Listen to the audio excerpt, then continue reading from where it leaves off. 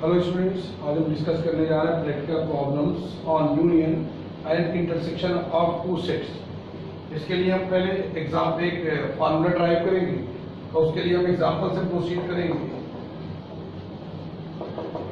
मान लीजिए हमारे पास कोई सेट ए है जिसके एलिमेंट है 1, 3, 5, ठीक है। एक सेट बी गिवन है आपको जिसके एलिमेंट है 3, 5, 7, 8, 3, 5, 7, 8, ठीक है।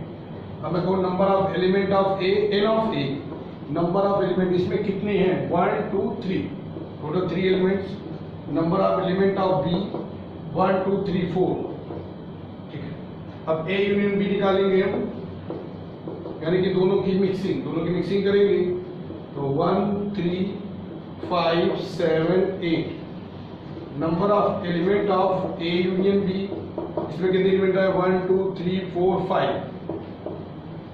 इंटरसेक्शन निकालेंगे ए इंटरसेक्शन बी, दोनों में कॉमन क्या है तो that is 3, 5। Number of element of A intersection B that is 2, ठीक है। तो अब यहां हम देखेंगे कि 5 इज इक्वल टू 3 + 4 - 2। देखिए 3 + 4 7, 7 - 2 दैट इज 5, तो 5 इक्वल टू 5। अब वैल्यू रखेंगे 5 किसके लिए आया था N of A union B के लिए, इक्वल टू 3 किसके लिए आया था एन ऑफ ए, और 4 N of B minus N of A intersection. ये हो गया आपका formula derive. Number of element of A union B equal to number of element of A plus number of element of B minus number of element of A intersection B if A intersection B is equal to 5, यानी कि दोनों में कुछ भी common नहीं, उस condition में number of element of A intersection B that is 0। तो फार्मूला हो जाएगा n of A union B is equal to n of A plus n of B, ठीक है। हाँ, यहां पे याद रखिए ये फार्मूला एप्लीकेबल है when A and B are two finite set, यानी नंबर ऑफ एलिमेंट क्या हो काउंटेबल, नंबर ऑफ एलिमेंट क्या हो काउंटेबल हो, नंबर ऑफ एलिमेंट काउंटेबल हो। In that condition number of element of A union B equal to n of A plus n of B minus n of A intersection B। अब हम इसी को Venn diagram से समझते हैं। तो ये वेन डायग्राम है ए यूनियन बी का। देखिए ए यूनियन बी का मतलब पूरा का पूरा ए यूनियन बी मिक्स हो गए, ठीक है। यानी कि ये पोर्शन जो दोनों में कॉमन है और ये वाला पोर्शन दोनों पूरे का क्या हो गई शेडिंग हो गई। याद रखिए हर पर्टिकुलर पोर्शन चाहे ये पोर्शन हो चाहे ये हो चाहे ये हो, तीन पार्ट है इसमें। ये क्या है सिर्फ ए है, ओनली ए। ये क्या है ओनली बी का एरिया, और ये क्या है ए एंड बी बोथ दोनों का एरिया। हर बार ये एरिया वन टाइम आया होगा। अब सेपरेट करते हैं।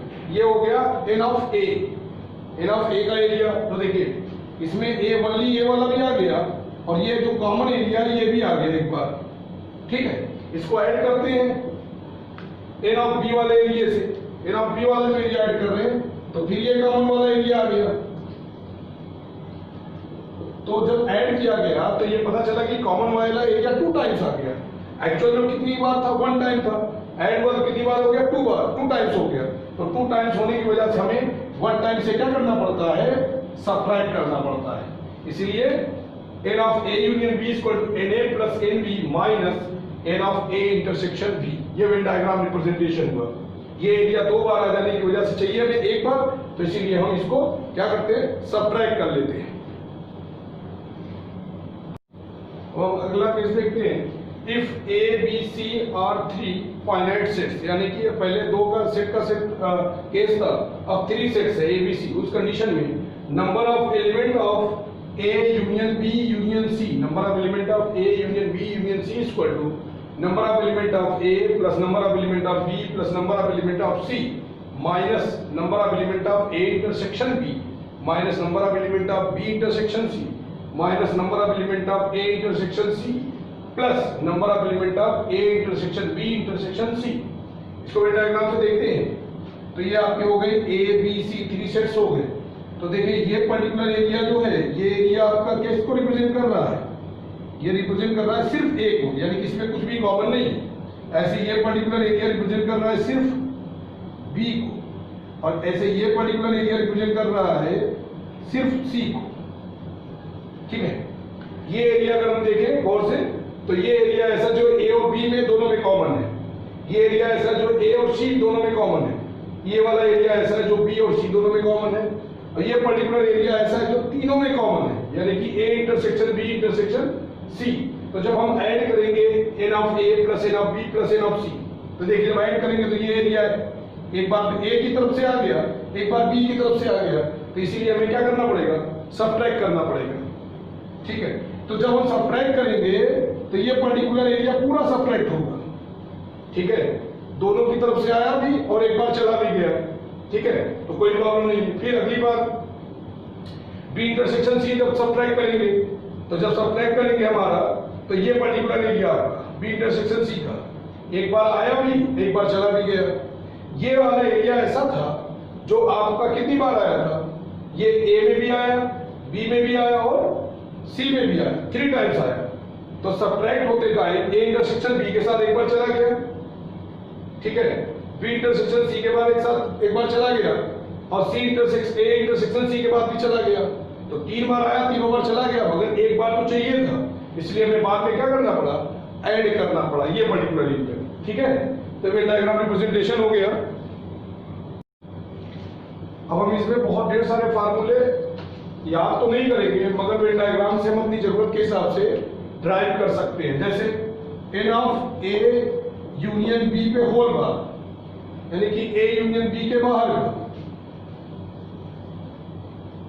देखिए अब इतने ढेर सारे फार्मूले नहीं याद करेंगे, तो ये है आपका क्या, ए बी से, ये है आपका ए यूनियन बी का number of element of A union B. इस पे क्या लगा हुआ है, इस पे बार लगा हुआ है, यानी कि इसके बाहर का। तो इसके बाहर का एरिया कौन सा है, इसके बाहर का एरिया ये वाला है। अब इसके बाहर का एरिया हम कैसे निकालेंगे, अगर हम यूनिवर्सल में से इसको सब्ट्रैक्ट कर दें तो हमें इसके आउटसाइड का एरिया मिल जाएगा, यानी कि N of U minus N of A union B. अब डी मॉर्गन लॉ से हम जानते हैं कि N of A bar intersection B bar equal to N of A union B पे होल बार। ये डी मॉर्गन लॉ से हम पहले जानते हैं कि कन्वर्ट हो जाता है। अगर ए बार इंटरसेक्शन बी बार है तो ए यूनियन बी पे होल बार। अब ए यूनियन बी का होल बार हम ऑलरेडी निकाल चुके हैं। ठीक है, या ए बार इंटरसेक्शन बी बार हो, सॉरी यूनियन ए बार ये हो, अगर आपका De Morgan law A bar union B bar हो, n of A intersection B पे होल बार। अब हमें निकालना है n of A intersection B पे होल बार, यानी कि N of A intersection B के बाहर का, इसके बाहर का एरिया। तो इसके बाहर का एरिया ये पूरा एरिया हो गया आपका। ठीक है,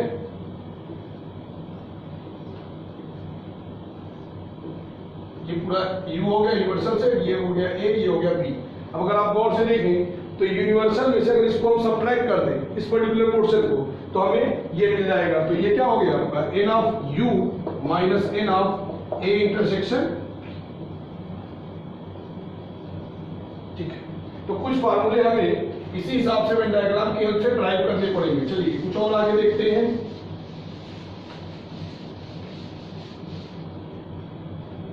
एन ऑफ ए ओनली, यानी कि सिर्फ ए का एलिमेंट हो, बी का एलिमेंट ना हो।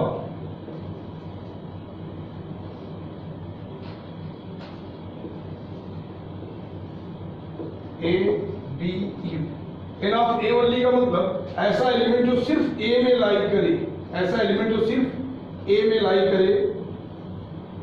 ठीक है, ऐसा एलिमेंट जो सिर्फ ए में लाई करे, बी में ना हो, यानी कि कॉमन ना हो दोनों में।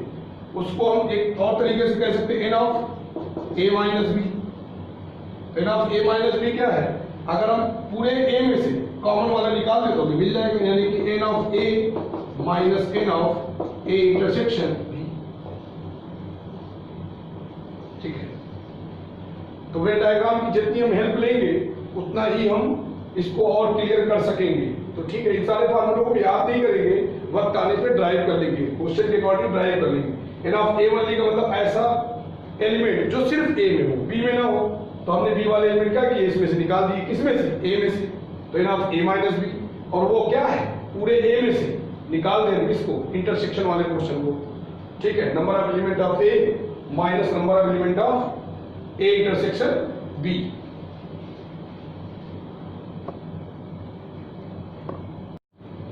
अब हम कुछ एग्जांपल्स को सॉल्व करते हैं, जैसे है एग्जांपल नंबर 23। एग्जांपल 23 क्या कह रहा है, if x and y are two sets such that x union y has 50 elements, x and y two sets, तो और साथ ही साथ यूनियन के एलिमेंट दिया, number of element of x union y equal to 50। ठीक है, x has 28 element, number of element of x that is 28 and y has 32 element, number of element of y is equal to 32. How many element does x intersection y have? यानी कि number of element of x intersection y you have to calculate. Formula n of x union y is equal to n of x plus n of y minus n of x intersection y. Values put करिए, 50, 28 plus 32 minus n of x intersection y. 50, 28 plus 32 that is 60 minus n of x intersection y. इसको इधर लाए, उसको उधर ले जाइए, n of x intersection y is equal to 10। ठीक है, चेक कर लीजिए इसका आंसर, तो that is 10। अब देखते हैं हम example number 27। There are 200 individuals with a skin disorder. 120 had been exposed to the chemical C1, 50 to chemical C2 and 30 to both the chemicals C1 and C2. Find the number of individuals exposed to, तो 3 parts हैं, पहले समझेंगे इसमें total कितने हैं, 200। देखिए ये clear है, यहाँ पे कंफ्यूज नहीं होंगे कि जरूरी नहीं है कि पूरे के पूरे जो 200 इंडिविजुअल्स हैं वो पूरे के पूरे किसी न किसी केमिकल से एक्सपोज किए जाएं। हो सकता है कुछ को छोड़ दिया गया हो, तो पहले से ही आप यूनिवर्सल को और यूनियन को मिक्स मत करिए। हो सकता है पूरे हो सकता है ना हो, तो जो आपको 200 दिया उसको आप लेकर चलिए क्या, यूनिवर्सल। तो number of universal, number of element of universal say that is 200। ठीक है, अब जो C1 को एक्सपोज किए गए हैं, तो n of C1 how much, that is 120। ठीक है, n of C2 that is 50 and both n of C1 intersection C2 that is 30। तो इस कंडीशन में आप यूनियन निकालिए, तो n of C1 union C2 is equal to n of C1 plus n of C2 minus n of C1 intersection C2।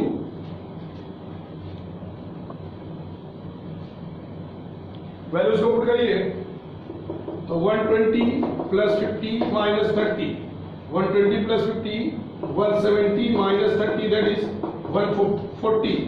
देखिए अगर सारे के सारे जितने भी पेशेंट सबको किसी न किसी केमिकल से ट्रीट किया जाता तो ये यूनिवर्सल के एलिमेंट्स यानी कि 200, इसकी वैल्यू भी 200 कैलकुलेट होकर आती है। यानी कि कुछ ऐसे पर्सन है जिनको छोड़ दिया गया, जिनको ना तो C1 ट्रीटमेंट किया गया ना तो C2 ट्रीटमेंट किया गया। ठीक है ना, तो टोटल जो ट्रीटमेंट हुआ है कितने का हुआ है, 140 का हुआ है। उसमें से कुछ ऐसे हैं जो C1 सिर्फ मिला है, कुछ ऐसे जिनको सिर्फ C2 मिला है, अब कुछ ऐसे जिनको दोनों ट्रीटमेंट मिला है। ठीक है ना, जैसे समझ लीजिए किसी को हेपेटाइटिस बी का लगा है, किसी को पोलियो का, दोनों का लग गया है, किसी को सिर्फ हेपेटाइटिस बी लगा है, किसी को सिर्फ पोलियो का लगा है। अब कुछ पर्सन ऐसे हैं, कुछ पेशेंट ऐसे जिनको दोनों ट्रीटमेंट दिया गया, दोनों केमिकल दिया गया, तो उसी हिसाब से क्वेश्चन पूछा गया। तो अब हम इसको इरेज करके n of C1 union C2 लिख कर छोड़ देते साइड में, क्योंकि इसकी जरूरत पड़ेगी। पहला पॉइंट आपसे कह रहा है कि chemical C1 but not C2, यानी कि n of C1 minus C2 you have to calculate. So that means n of C1 minus n of C1 intersection C2. So n of C1 that is 120 minus 30 that is 90. First case. Second case, n of